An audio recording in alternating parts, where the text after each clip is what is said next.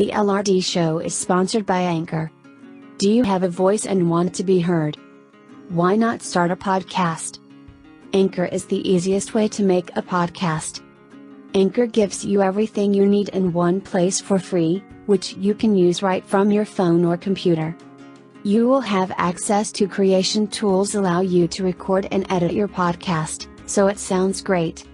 They will even distribute your podcast for you, so it can be heard anywhere from Spotify to Google Podcasts and many more.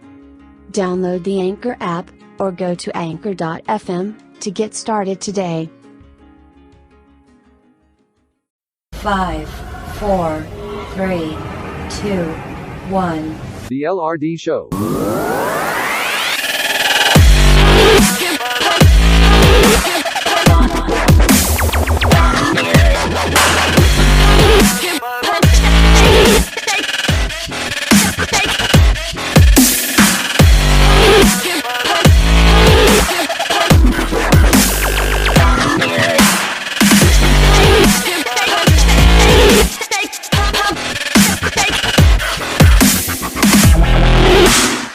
Hi there, and welcome to the LRD Show. I am your host, Lois Durham, and today we have a special guest with us. It is Grahamn himself, Grahamn Bryant, and our topic this week is cars.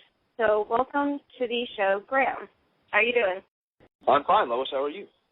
I'm doing really good. So I guess we're going to get on to our questions for today. What got you interested into cars?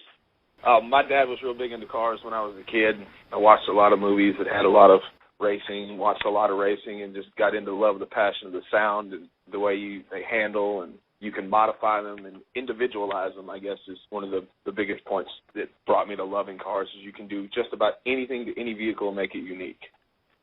That is really interesting. And who got you interested in cars? I know you said your dad, but was there anyone else?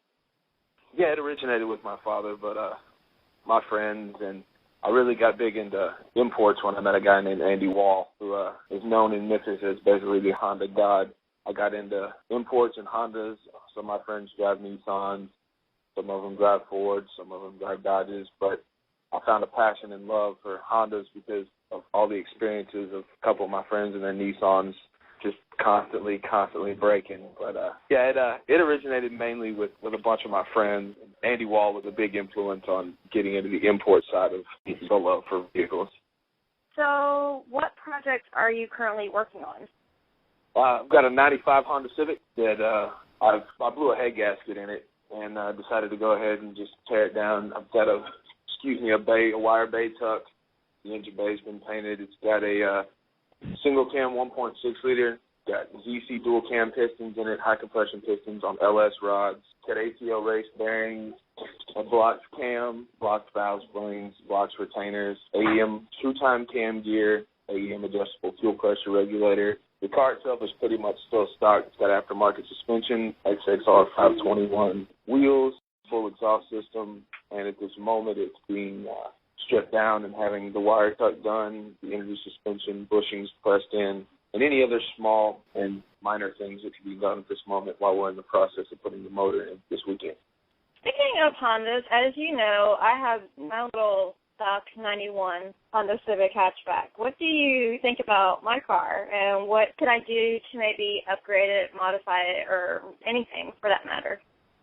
Well, you know where I stand on that as well as everybody else. I think you should completely leave that car the way it is. It's unmolested. It has no dings, no dents. The interior is in mint condition. As far as modifying that car, I personally would put a nice set of suspension on it, a nice exhaust, some really nice wheels, and just leave it the way it sits. It's a dual point. It doesn't have a lot of power, but it is very, very fuel efficient. It's very reliable for a daily driver. The gears and the transmission are really good for fuel economy. But if you did decide to modify it, I personally would do a B16 swap to it. It cleans the engine bay up a lot, fits perfectly. You really only need a few things like mounts and axles. It's a very cost-effective swap for the amount of power that comes with that motor.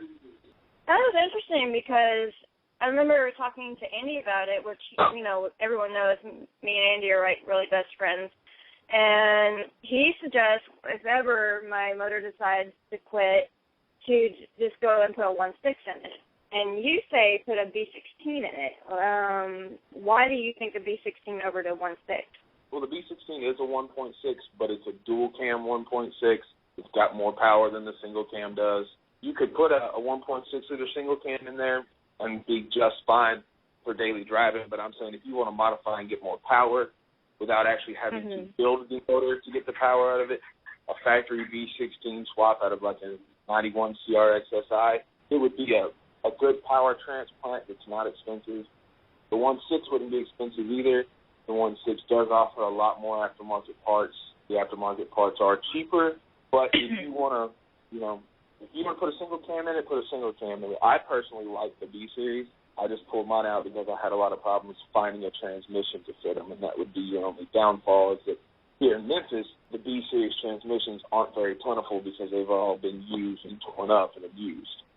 That is kind of interesting. Yeah, because I remember one time I was over there, and it was actually at one of our friends' birthday parties. Y'all were actually putting in, was it the transmission to your car? Like, it took, 4 hours or 2 hours to put all that in because all y'all did it together? Yeah, it was the night before the Slammed Enough Stupid Cold 2K12 meet.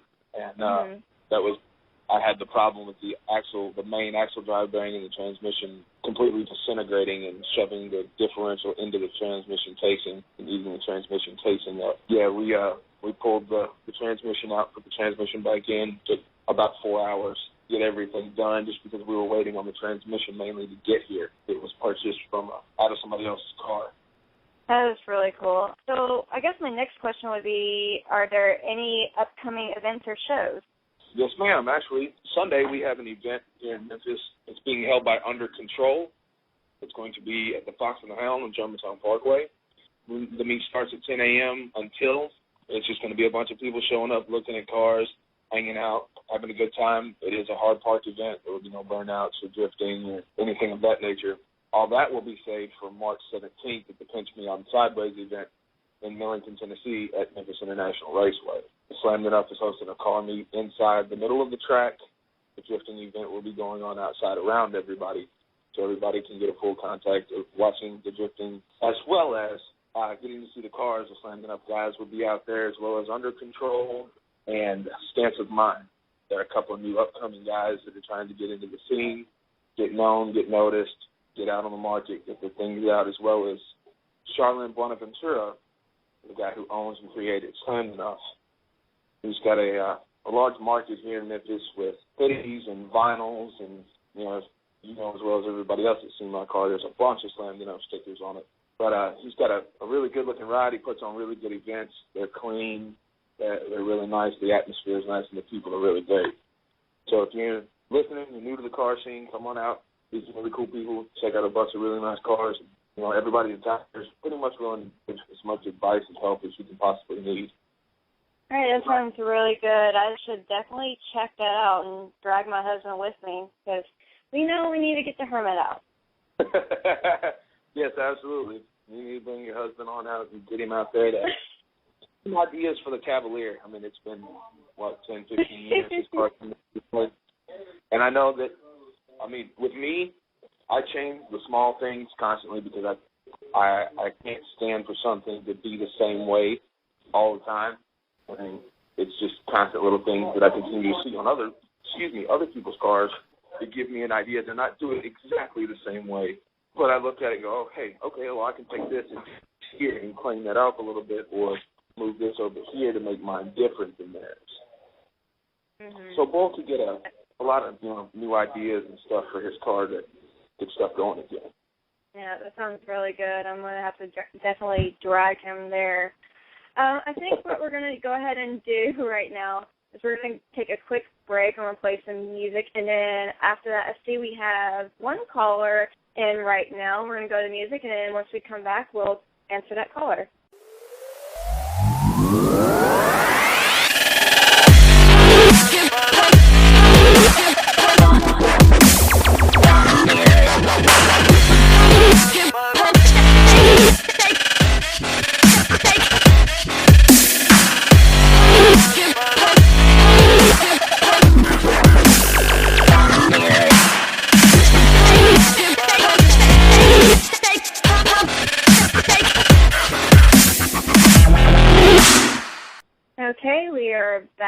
back. Graham, are you still there? Yes, ma'am.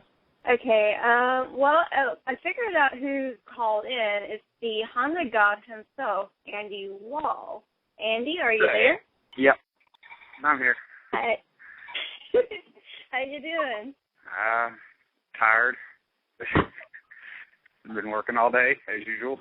As usual. Mm-hmm. Do you have any questions for Graham or myself? Yeah, what are we doing tonight?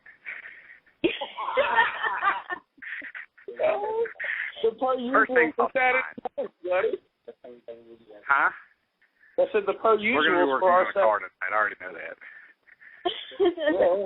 I'm working on the project. Trying to take over the world, Pinky? Yes, always. Seeing how many people we can suck up into the turbo of my car and spit them out the exhaust. Oh, my God. Wow. No, we'll be working on Graham's project car tonight, and trying to get some stuff done without Andy having a absolute heart attack and a fit and not blowing up his car, because it makes me do that sometimes. Well, let's not blow up the car. No, we won't do that. That's just sarcasm. Kidding. We won't actually blow the car up. We'll work on his car and get done what we can get done. Go eat, hang out, bunch of good friends, have a good time, stay out of trouble, things like that. Right, Graham? Yeah, that's absolutely correct, sir.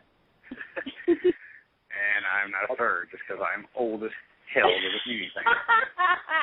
I just can't wait to get this thing done so I can get it out there and show everybody how pretty it is. Yeah, that'll be a fun time. We'll get that around to see what's the next event after tomorrow, the drift event at the track, car show. We'll have it out there for that one for sure. Everybody gets to look and see how pretty it is. Sitting on the ground, low as hell.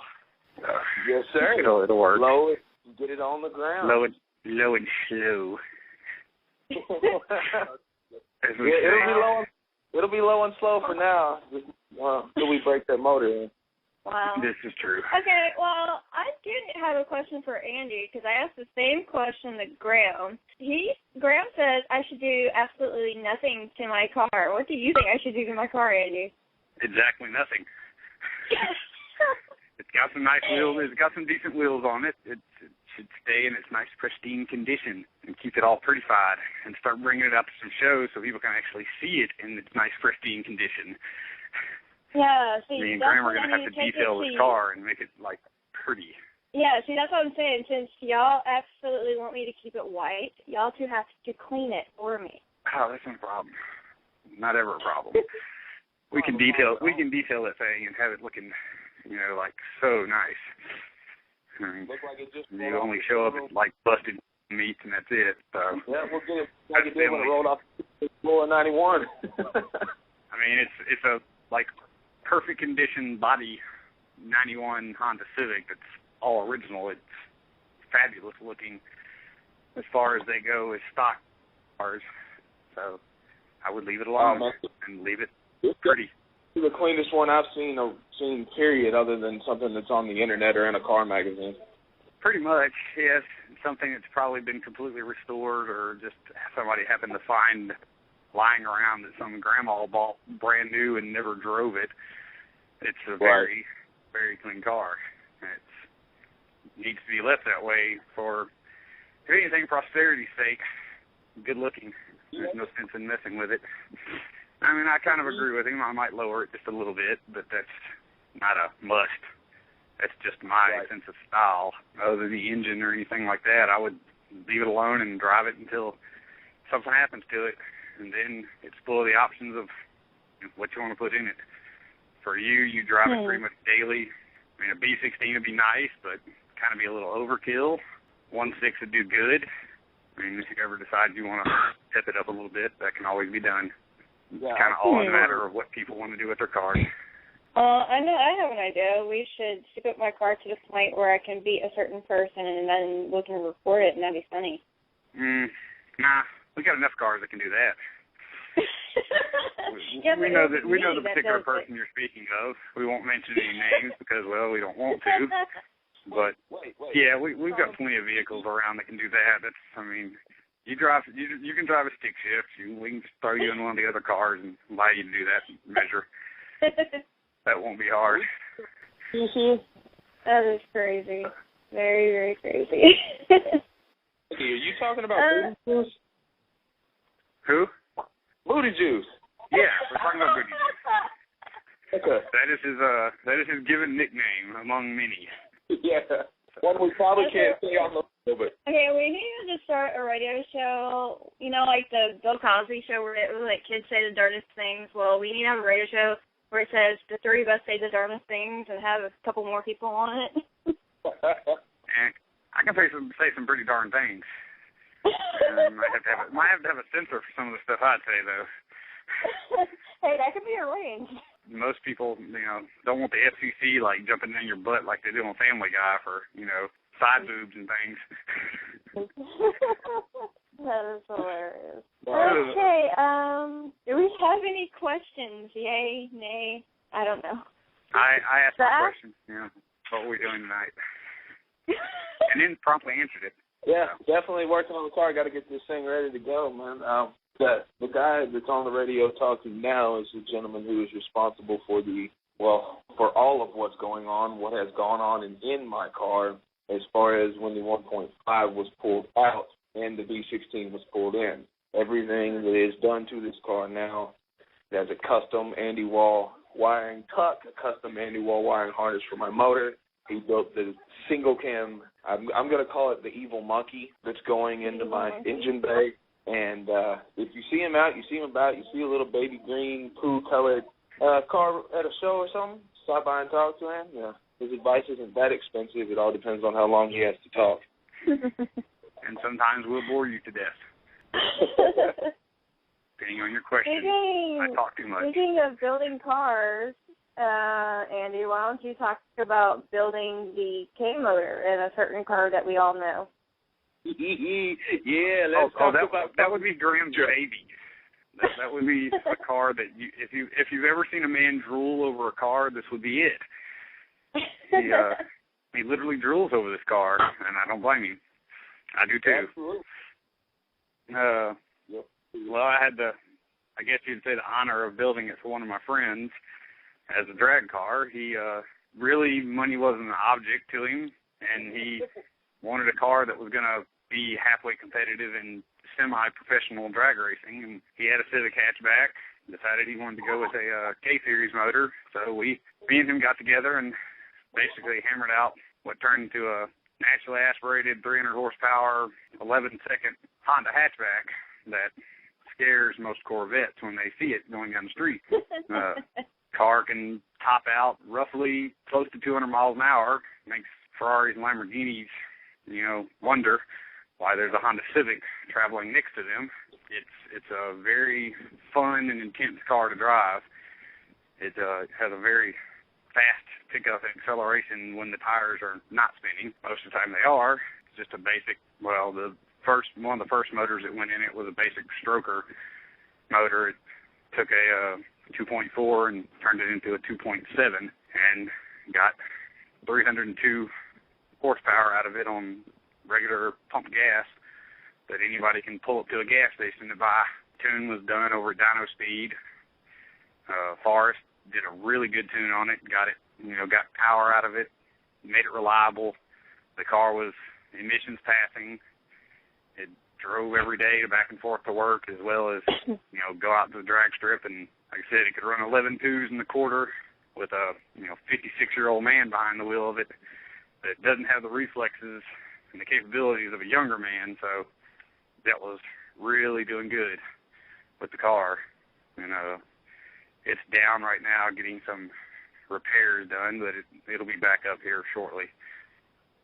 And maybe even be in my possession. It's definitely a fun car. I'm going to try and have it ready for one of the next up-and-coming shows, take it out and show it off a little bit, get some people interested in doing some K-Series around here. I'd like to do some more K-Swap. I've done that one, and I'm ready to do a couple more. So they're kind of expensive, but they're well worth the money. They have unlimitless power and capabilities. And if you see a white Irish guy trying to, drool on your car, it would probably be Grahamn. Because he loves that slop in a car, and you might see it and just start drooling over it. Eventually, one day, we're going to do the same slop to his car. Yeah, I think he drove over more than that car. I think for some reason, and I can't even begin to understand why, he's like goes gaga over my car. Only because it's stock and everything. Like we said before, and Graham's stated it perfectly well. Your car is probably one of the cleanest stock Civics from 91 that either one of us has seen driving around as far as condition-wise. It doesn't have dents in it. It has fairly pristine paint on it. All the body moldings and everything line up perfectly, and that's rare in a 91 model car of any kind to have that. So it's definitely a nice-looking vehicle for, even though it's stock, there's nothing wrong with having a stock vehicle if it's just that clean. So he's stated it. I restated it. We both agree on that fact. I would say the only thing that's not stock on that car anymore would be the wheels and the headlights. The headlights were done for a safety measure. I mean, it's nicer to have HIDs, and you can see better definitely with them. And the fact that I'm blind as a bat. Well, that's the wheels are just a nice touch. Make it look better. And it gives it the 13s or 14s are rare, hard to find tires for. 15s come in a lot more options as well. This is true. Yeah. Well, it looks like we are out of time. I'm going to have to end this show. Sorry, guys. I'm having way too much fun on this one. Well, we'll do it again. That sounds good. Sounds really good. All right. Well, as you hear it, folks, that was Andy Wall and Grahamn Bryant, and I am Lois Riley Durham, and you just listened to the LRD Show. Have a good day.